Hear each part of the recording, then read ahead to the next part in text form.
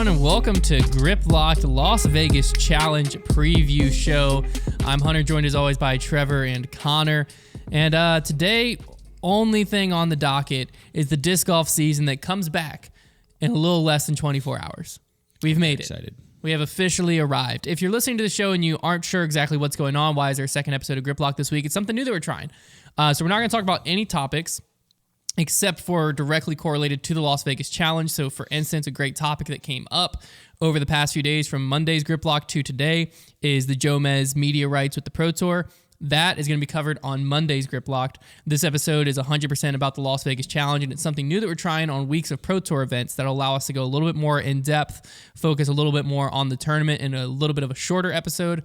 And then Monday's episodes will be the recap of the tournament, any storylines, and then some of your favorite off-season segments to kind of keep that feel going. So it's not just like recap, look at the next tournament, and that's the whole show. This is like the study guide for before you go into the coverage this Exactly. And we're going to just kind of test it for the first few Pro Tours and see what y'all's response is, how you like it, and everything like that. And if it's something that y'all enjoy as having a second episode fully focused on the tournaments, we'll keep it around. If you don't, we'll just go back to where we were.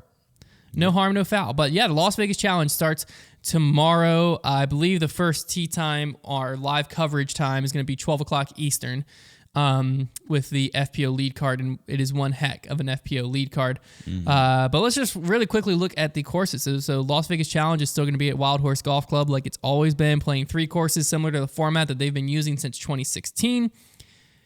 One thing you might have heard is Paul Macbeth not in attendance, and he cited in Upshot podcast, Ulti World Disc Golf podcast. He was in an interview with them, and he cited that the reasoning for this is because he doesn't feel like there's enough time allotted to practice and prepare for 3 courses. Essentially, he doesn't want to play 3 courses in a tournament. So first tournament of the year, Paul not going to be there. Seems like he either made a loud enough pushback with it, or he's not the only one that has pushback, because the caddy book makes note that if the Las Vegas Challenge returns to the Pro Tour in 2023, they'll be switching to 2 courses and be pushing the AMs back a weekend, so the prior weekend. It is kind of crazy to me to think that this weekend, like, a Pro Tour is coming in town and like there's an A tier going on alongside it. Right. Yeah. Like it's got the elite the days series of that are dwindling. I think the Pro Tour is kind of putting their foot down with, like, you can tell like every step of everything that's going on with the tour. They're slowly bringing in their standards. Like, this is how we want our tour to work. So like you're gonna have to conform to it, which is good. I did think it was interesting too that the caddy book said, like, if we're elite series again next year, I forget the exact wording, but it was a very like, if we are on the Pro Tour essentially, then we might have to do this. Right. So it seemed like the tournament itself wasn't like ecstatic about it and was like kind of not on the fence, but like it wasn't their decision. You could tell like the Pro Tour was the one saying like, hey, if we come back next year, it's got to be 2 courses. Because it is fair. Essentially, the 3 courses, there's the Factory Store, the Infinite course, and the Innova course. The Factory Store course, that's the longest course. The Innova course is the second longest, but is the hardest course. That's the one they play twice. And the Infinite course is the shortest and the easiest. But the AMs, the Masters, Open Players, all them, and the actual Elite Series field, the MPO and FPO, they all play the same 3 courses. So they're all just kind of rotating. Right. So like all 500 or whatever players are on the property at the same time all day, every day. So it is a little bit of a chaos. But the Factory Store, when I was thinking through, most of the holes that I remembered were from the Innova course. Right, yeah. That's definitely the most memorable course. It played as the hardest last year. I think it will continue to play as the hardest. The Infinite course is the shortest. That's the one that has like the triple island hole, if you remember that. Oh, yeah. That hole. And the Factory Store is the longest course. Not a ton of super memorable holes. It's just kind of like when I looked through the course maps, there wasn't one hole that I was like, oh, if I can describe this in 3 words and everyone know what I'm talking about. That one was more that one, if I remember correctly, was more just like typical golf course disc golf. I think so. Whereas like the other 2 kind of like you'll see like a hole just use like the kind of the tree line or a little bit of a water feature, like a little bit of different stuff. Yeah, no, definitely. I personally really enjoy this tournament. I think partially disc golf on golf courses isn't bad. It just can get overused and boring. Yeah, So like this one, I will say this tournament does have a different feel. but I wonder like if it was middle of the season, if we like wouldn't like it as much. You know what I mean? Yeah, Like is it because it's like the first coming back to disc golf, we're all excited that we don't really care what course they're playing? We do kind of like start getting sick of it by the time it gets to like last year was like when it got to the Portland Open, we're like, oh, this was supposed to be at Milo, and now we're at the golf course, and that's when we started to get tired of it. And I think it also is because like we had like the Eagle just dominating because he was throwing those rollers, and it was a little bit like it's like we were watching the same event on repeat. I think is what the case was. But there are aspects that I like. The wind especially can become a factor when you're not as much in the woods. There's a lot of open space for wind to play a part. I really like a lot of times what they do with pins. You're going to see at Las Vegas, what they'll do a lot of times is actually do like the little wedged pedestals so they can put the pins on like hillsides, and they'll put them around bunkers. And I do like watching players try and navigate that and the possibility of rollaways and all of that. So it also makes upshots like a little bit more interesting when you got like a hazard right next to the hole. So you're like, if I mess up by 20 feet, I'm putting for 3 instead of 2 or whatever. You know, and you get to watch the disc fly quite a bit. Like, I mean, it's still fun to have a golf course every once in a while because you can just watch the players just crush and really just see how far the people that throw far. Yeah, I mean, like honestly, when I think about how I would like a tour to be like the courses, I would love like a 30-30-30. You've got like a third of it is like the golf course style stuff, a third of it is like the mixed stuff, and a third of it is like tight wooded technical disc golf. Like I wouldn't mind that. Just sprinkle it all in like that. Yeah, no, that definitely makes sense. But very excited to get the year kicked off here. A few storylines to pay attention to. First off, this is obviously going to be the first real tournament. The All-Star event happened. We got to see some of it. This is the first real tournament that we'll see with players repping their new sponsors. The most notable to look out for this weekend, Ricky, obviously, back with DD. Nico, back to Gateway/Clash discs, which is popcorn. They have a popcorn as one of their putters. It's like a Finnish manufacturer. Looks pretty interesting. He's throwing, I forget the name, maybe the Mint, I think is one of the discs that he was throwing a lot. Are they're the ones that did the different flavors? I think so, yeah. I remember seeing that because they had like a disc called like the Mango and the Mint, and there was another one they were like, so I guess the popcorn kind of goes along with that. So they were using flavors for their disc types. Yeah. Which I love that. I think that's so creative. Yeah, so he'll be repping them. Yeah. He'll be repping them in Gateway, so that's something, I mean, Nico throwing Gateway just kind of feels right. I think it seems like Nico's back in I can throw whatever I want mode. Kinda, a little bit. Which helps him, I think. Because like for his game, like he needs to have very specific molds to be able to throw those flex shots all over the place. Yeah. So then we have Chris Dickerson with Discraft. That'll be something cool to keep an eye on. Yeah. Matty O, Left Prodigies with Westside, Andrew Marweed, DGA, Linus Carlson, Latitude, Kona Panis, DD, big one to keep an eye on there.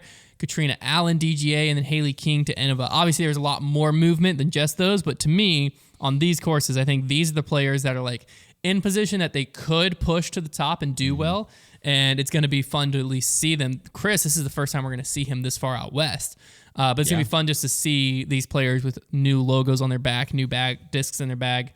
I'm on this list. I think I'm very interested to see Chris Dickerson, Andrew Marweed, Kona, and Katrina.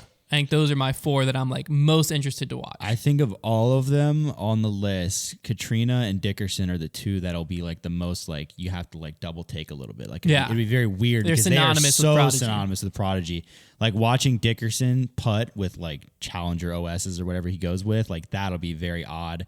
And I think another thing to look for is not just the new discs people are playing with, but particularly in the case of Kona, the new contract pressure. See how that affects people. I have noticed she's been putting out more content recently, which I feel like is, I don't know if that's like a clause. Let me make sure that I'm not lying. Maybe like maybe just like started getting recommended to me more. She's been doing this, but let me go to her YouTube channel. So we have 2 days ago, 2 weeks ago, 1 month ago. It's like every other week, month ago, then 6 months ago, 6 months ago, year ago. So she has been. So like, starting the season off, it seems like every 2 weeks she's uploading some type of new vlog style video. She's always been very active on Instagram, but it seems like YouTube, she's starting to focus on a little bit there. Be interesting though how it translates to the course, because a lot of the pressure is going to be on course performance for her especially. Katrina Allen, she's proved it on the course. She's a reigning world champion. I don't think it's going to take her. She played very well at the All-Star weekend. I don't think it's going to take long to figure out DGA. It's just going to be fun to see her and Andrew Marweed's bag with DGA. I've never been this excited for like in the bags to start coming out. Yeah.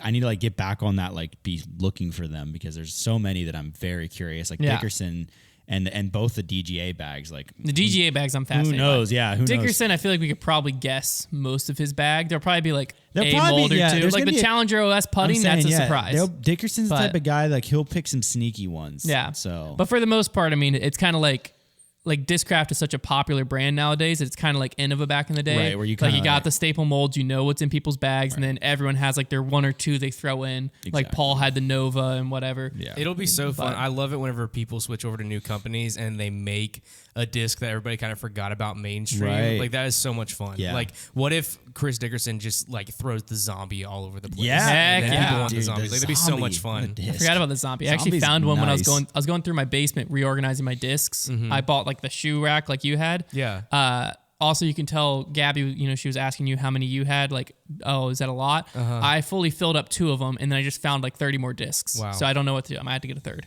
Nice. I have a problem. But I was going through it and I found like 3 or 4 zombies. It appreciates in value, man. It's like it's investment. It's equity. I found like 3 or 4 zombies. I forgot that disc completely existed. It's a good disc. Feel pretty good. I don't know what to do, but I think they're just like they were advertised as longer buzzes, but I think they were flippier. It is kind of like a stalker. They're kind of like stalkers, yeah. It's like a beadless stalker. And the kind reason of like an impact. And it's kind of the reason they don't make them right now is because Paige has her name on the stalker and they fly similar. But maybe Chris could bring it back. But yeah, definitely going to be fun to watch. If you call that. If Chris brings back the zombie, if he just literally just throwing zombies, you're gonna hear Terry on air is gonna be like, and that disc he's throwing, he actually mentioned it's the zombie. Yeah, interesting to see him trying to bring it back. Konner said it first. Yeah, Konner said it first. Konner has intellectual property on that. Intellectual property. On but yeah, so that's definitely going to be a fun storyline to keep an eye on. And it, like you said, it's going to be kind of weird to see some of them. But another thing that I was reading through the caddy book, it's like a 200-page caddy book. Love it. But who's reading that thing? I did. Nerd. The payout for this year is somewhat interesting, but we got to keep an eye on it because right now it's a draft, quote unquote. They highlighted in the caddy book, additional cash is expected to be added to meet PDGA payout requirement, and they put a parentheses, or another $10,000 to the elite pool. But then this part's the interesting thing.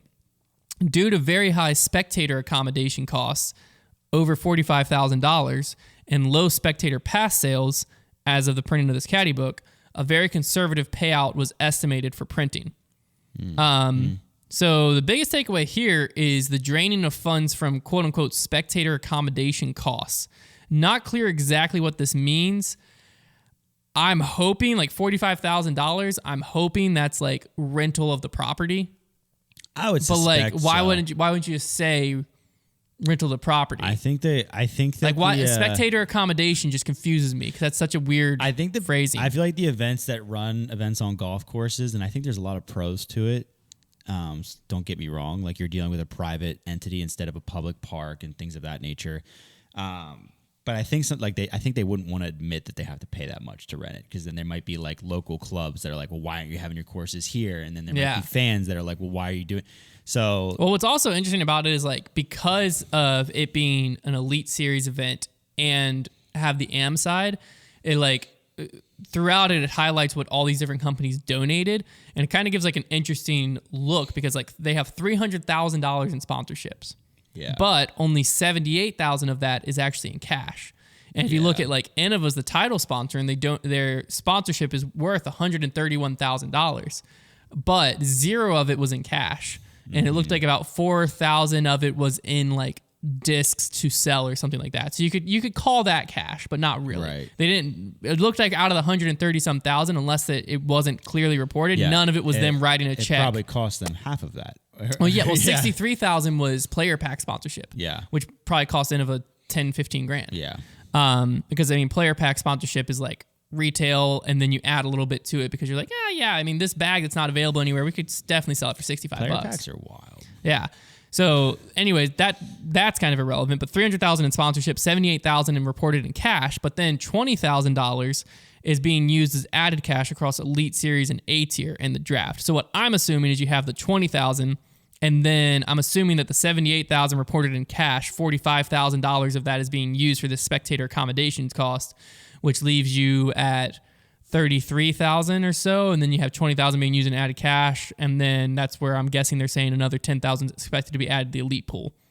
So we'll have to revisit this on Monday once the official payout comes out, because like if the official payout ends up being what's the like projected draft payout, it's pretty abysmal for a pro tour. It's bad. Yeah. It's $1,500 less than Eagle won last year. First place takes home. $500 less than Page won last year. First place would take home. But again, I'm assuming this was just like, hey, it's no chance it's lower than this. It's gonna be higher than this, but we need to just put numbers on paper so you at least have the rough idea. Right. Yeah, we don't want to see purse numbers going backwards while player contracts are going up 1,000,000,000%. Yeah. So we'll definitely have to keep an eye on it, because in the caddy book it said official payout will be announced Sunday morning. So Monday we'll have to wait. That's we'll crazy. Wait to hear that out. So you're gonna know what you're playing for on Sunday. Well, I'm assuming it's because they're. I'm assuming it's because you they're wake waiting. up with a 10-stroke lead and you're like, all right, I get to figure out what I have a chance to win today. I'm surprised that's within the PDGA rules, but maybe it's like entrapment. Maybe the Elite Series will like post. Maybe the Elite Series will post earlier, and then like Sunday mornings, like for AMs. No, because AMs are already posted. It was just top 3. It was trophy only. I don't know. Not 100% sure, but regardless, Monday we'll know what the official payout was, and then we can go into the numbers if necessary.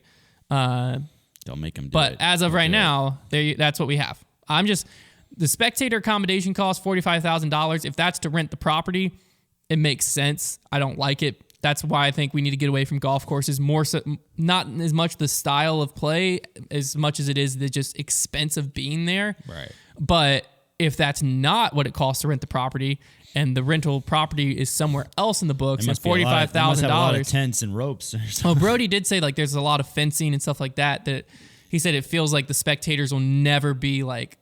It feels like they're gonna be very removed. But when you look through, one of the sponsors was like a vent fencing company. I forget what they're technically called, but all of their donations were in like forgivable of rental fee. Right. When it comes to like the fences, the barrier, stuff like that. Because when I was reading through it, I read all of that and I was like, what the heck do they need barriers and stuff like that for? Yeah. And then Brody explained like, oh, they're using barriers and stuff like that to hold. So that shouldn't be the $45,000. Right. Fingers crossed. That's going to at to least the the money has. At least they gave it a name, and it's well, not yeah. Like, Well, it's not like also before where we're just like, where is it? Well, also at least it was very easy to find all the money. Like if you wanted to go through, you could find exactly like the $78,000 reported in cash. They just gave a percentage, so like $300,000 came in. This is what 40% of it was cash. So that's how I got to $78,000. But if I wanted to get like real nitty gritty, each sponsorship page had a breakdown of what they gave. So you could give. That's why like there's one sponsor that gave, I think it's like $5,000, but it was like to the women's pools. So when you look at it, you'll see like women, it'll be like added cash for FPO. And then there's like an additional, I forget what they called it, but like basically women's fund that was by one of the sponsors, but you can go through sponsor by sponsor and see it. So I love the transparency there because I'm not sitting here going, because if I would have been looking here and all I would have seen was $78,000 and reported in cash, and I wouldn't have seen the $45,000 to spectator accommodation or any of that, I'd be looking at it like, how is there $20,000 being added to added cash, but we know there's $78,000 in cash? Like I'd be like, where the heck's the $58,000? Is they pocketing? Now it's at least like really easy to track and be like, oh, this is exactly what they're doing. There it is. So I did really like that in the caddy book. I hope more tournaments are a little more transparent with that. Either let us know nothing or let us know everything. Because if you let us know a little bit, it's terrifying. Yeah. Basically. Yes. You don't want to like just barely peel the curtain back unless you got a lot to hide back here. It's better just keep the curtain completely closed and we can't question it. If you peel it back a little bit and you don't give us everything, then it's just like immediately going to be like, these guys just stole $58,000. The mystery just makes it sound so much worse. Exactly. Yeah, the mysterious not know. It's kind of like in Scooby-Doo. Here we go. When they like find someone and they like pull his head off and they're like, oh, it was you. But like the whole mystery of not knowing who it was the whole time is like what draws you to keep looking for it. And you figure it out. You're like, oh, it was just a car salesman down the street. The whole time. It's just $45,000. It was just a spectator accommodation fee the whole time. It was always the accommodation got away fee. with it too. Yeah, if it wasn't for these meddling kids and their podcast.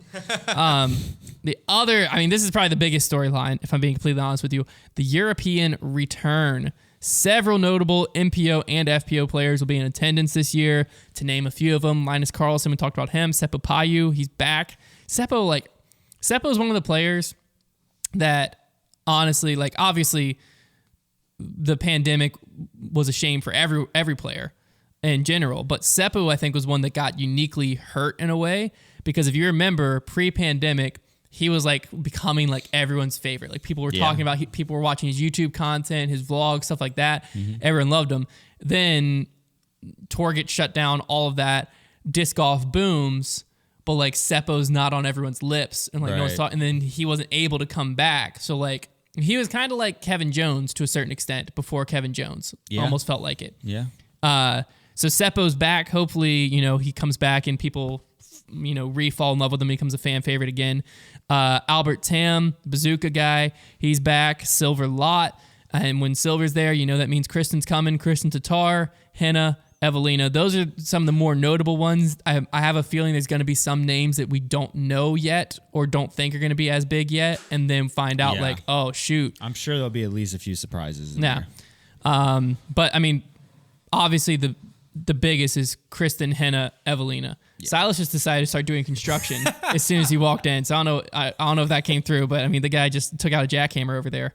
But Kristen, Henna, Evelina, those are the three big notable ones. On the MPO side, it's going to be interesting to kind of see where they fall in, because we don't quite know how they stack up against the field. Yeah, nothing sticks out for me for the MPO field, but it wouldn't surprise me if I'm sure somebody at least someone's going to do something. Is going to do better than we expected them to, and be like, oh, they need to be on our radar. Yeah. But yeah, I think the FPO, I mean, we've probably overhyped it. I definitely have been overhyping it. Yeah, 100%. Because like they're 100% going to be really fun? good. Underhype and let us be surprised, or overhype and have a chance of being like, freaking told y'all. Yeah.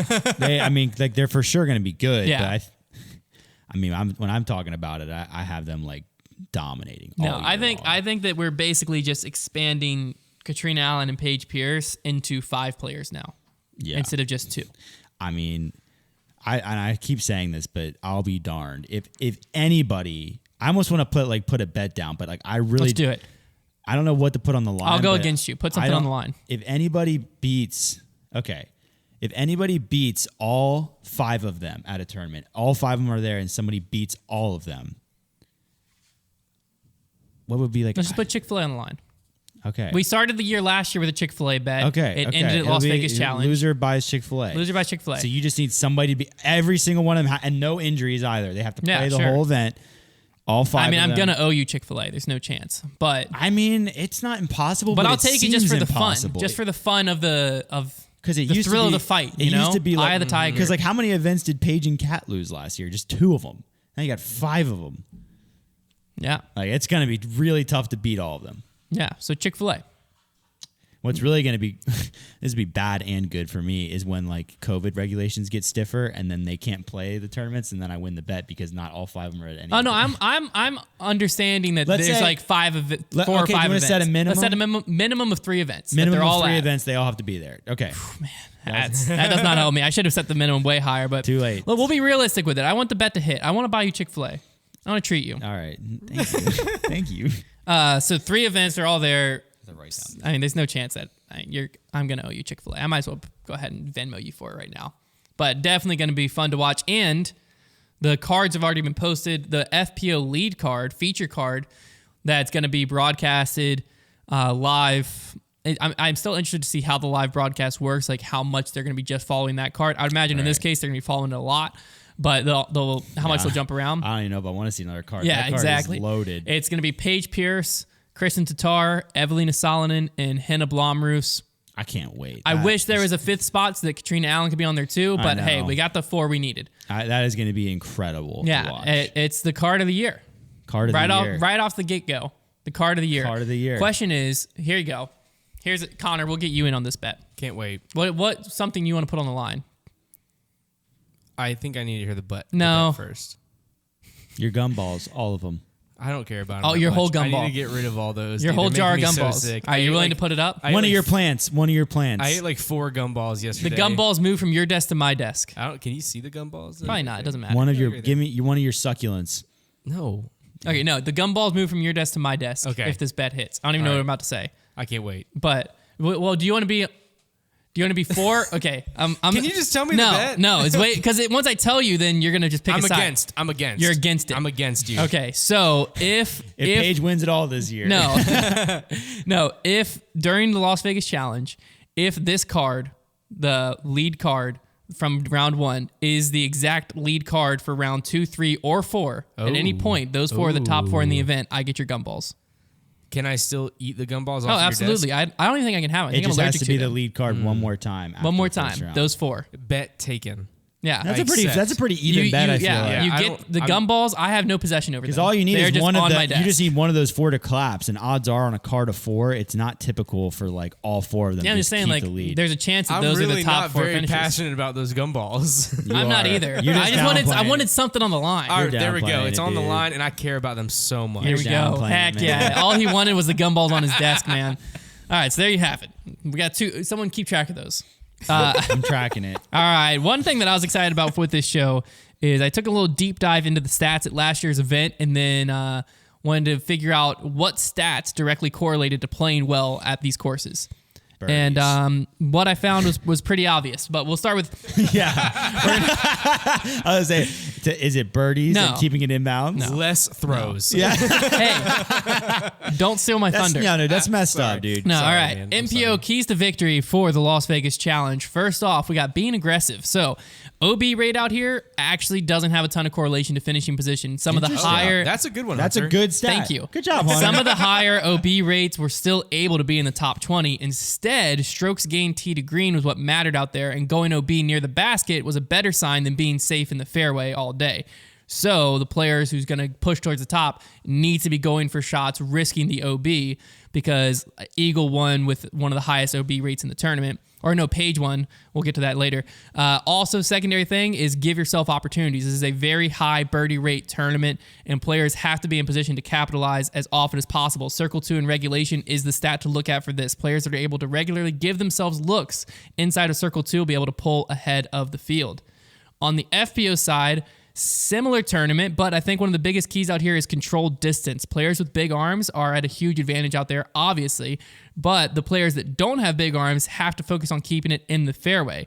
Paige was able to win last year with like one of the worst OB rates, but it was because she was able to get within circle 2 for a look on 75% of the holes. I remember that because I remember Own being like just playing like the steady as you go, like stay in bounds game. I'm Yeah. sure her OB rate was super low, but she still came in 4th. Yeah. Because at the end of the day, you got to be able to throw. Well, far. that was the biggest thing that top finishers had in common when you take Paige's OB rate out was the fairway hit percentage. So being in control of the disc is much more important on FPO than it was on MPO, it seemed like. But the secondary point to win is the same as MPO. You got to give yourself opportunities. It's going to take a lot of birdies to win. It didn't take a lot of birdies to be in the top 10, but to win last year, Paige and Kat were almost 20 strokes clear of the field. It takes a lot of birdies to win, and some of the best putting percentages last year finished outside the top 20 because they were putting for pars and bogeys and not for birdies. So putting percentage wasn't important, mainly because the people who had great putting percentages weren't putting themselves in with opportunities for birdies. So both MPO and FPO got to give themselves opportunities, and then on MPO, they need to be aggressive, and on FPO, they got to control the disc out there. So with that being said, now that we have those stats, that's what to look for when you're looking through UDisc and trying to see who's making a charge up the leaderboard. And it's also something to look at when you're making some predictions in fantasy skip-based leagues or anything like that. But let's get into predictions ourselves. We're going to predict the top 3 on MPO and FPO, and then we'll get into our dark horse pick. We have a little bit of a twist on the dark horse pick for this year. We'll explain that when we get to it. We'll start with our MPO top 3. You want me to go first or you, Trevor? I can go first. Do you have a top 3, Konner? Or No. Just roll one out. You'll just pick a Off the dark horse dome. pick? What are we? You got to at least have a dark horse pick. Yeah. No, I would love to do that. I just forgot we were doing that. So I don't have one right now. Unbelievable. We're going to throw you on the spot when we get there. Can't All right, wait. MPO predictions. First off, I'll go first. So I think Ricky's coming out of the gates hot this year. I think Ricky's taking this thing down. I don't think that's a bad take. I do not think that's a bad take. I don't either. That's why I did it. I think Calvin is going to end up in second because I think Calvin is also going to be hungry. And I've got Eagle coming in third. Eagle dominated last year, but I think Ricky and Calvin are going to push him. I do want to make a note, though, to watch out for Dickerson out there. Yes. I almost snuck him into my top 3, but I didn't just because he doesn't have history on these courses. But I do think he's a player to watch for. But I got Ricky, Calvin, Eagle, my 1, 2, 3. Okay. Pretty stupid, but we're gonna no, I mean, it is the first event of the year. This is one of the hardest picks of the year for that reason. Are you good? I got so tangled up. I got so tangled up my headphone cord, I almost fell out of my chair trying to undo it. I'm going with the hot hand, and a guy I think is going to have a bounce back season this year, and that's Calvin Heimberg. I think he's going to win. He had the hot round at the All-Star event. You know, he's typically pretty good out at this event. Who wasn't at the All-Star event? Say who wasn't? Yeah, I know Ricky wasn't there. Okay. But that means he's not the hot hand. That's what I just said, the hot hand. I've got Ricky in my top 3. But number 2, I have Chris Dickerson. Oh, you snuck him into your top 3. I really think Dickerson is going to be good this season. I mean, he's always consistent. I don't know. He just always feels good in your top. Every time I decide to put him in my top 3, which isn't enough, he always comes through for me. So I'm going with him. And then we honestly need to keep a points record this year. Well, let's do it. And then my third, I have Ricky Wysocki, because he's another guy that's so easy to put in the top 3 because he's consistent.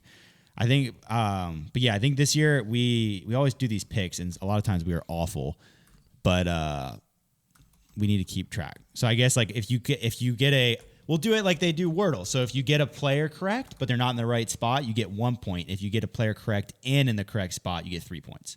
Okay. All right, I've got my pick. That's got. Oh, you got your dark horse pick? No, my pick for top 3. Oh, you're doing your top 3. Yeah, I do have top 3. I like the Ricky first. I agree with you there. I'm gonna go Dickerson second, and then Calvin third. So I've got Ricky, Calvin, Are you Eagle. serious? That's not the same thing you said, is it? No, we all have Ricky and Calvin in our top 3. Yeah. But I'm the only one that's got Eagle in my top 3, and I think that's going to play well for me. We subbed out Eagle for Dickerson. All right, let's get into FPO. I think FPO actually might be more interesting. Actually, definitely going to be more interesting at this event than MPO, or at least harder to predict. I'm going with Kristen Tatar right out the gates. I think Kristen's going to come out with a win here. I do think it's going to be close between her and Paige. And then after looking at last year's field and after watching this player at the All-Star event, Katrina Allen's my third place. I think we go Kristen, Silly. Paige, Katrina. Evelina and Henna are going to be very interesting to watch and see how they stack up against the field. Evelina. But we haven't seen it in so long that I don't want to put them in my top 3. The last event And go against what I know. The last time they played at Las Vegas, they went 2-3. They did. And that's tough for me to ignore. And I'm going with the European invasion for my top 3 All right. because the European players to the moon for me.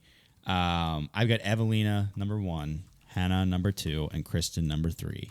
Dang. I think the disrespect. And I think that the first U.S. born player outside of that top 3 is at least 3 strokes back of them. Dang, even going deeper.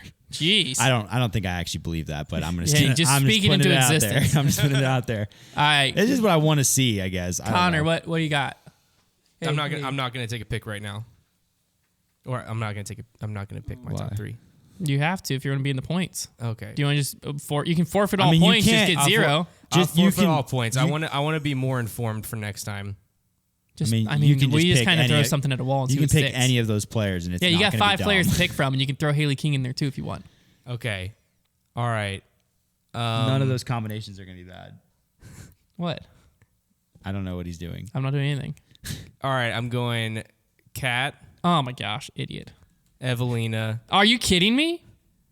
Evelina never comes in second. Yeah. I think I picked her in second. Katrina No, I Allen picked her literally to win. hasn't won a tournament in 3 years. And then there we go. I'll throw Haley King in there. And Haley King, those are great picks. Like I said, you can't mess it up. I wanted to be able to make that with being I was with hoping more forethought. first event of I wanted the to have year, more forethought. I elbowed Trevor because I was hoping he was going to jump on the train of just making you feel stupid, and he didn't. So then I just looked like a jerk. I didn't know what we were doing. I do indeed feel stupid. No, First you event of the shouldn't. Those year, are good you picks. can't make bad picks No. because there is no really I basically just picked based on Katrina Allen looked great where they at the finished last All-Star time. event.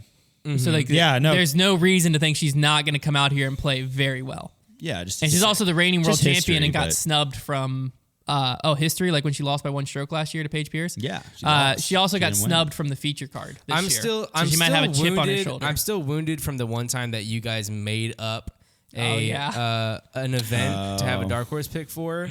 That was And really so That was I'm very funny. I'm convinced anytime you ask for my opinion on anything, it's just a part of a prank. That's actually, there's not even a tournament tomorrow. We started this whole show just to prank I'm not you. even recording. All right, dark horse pick. We'll go to you last. I'm gonna explain the parameters around it so you have a fair chance to pick. Okay. So dark horse pick this year, what we realized is last year it was sub 1,000 rated.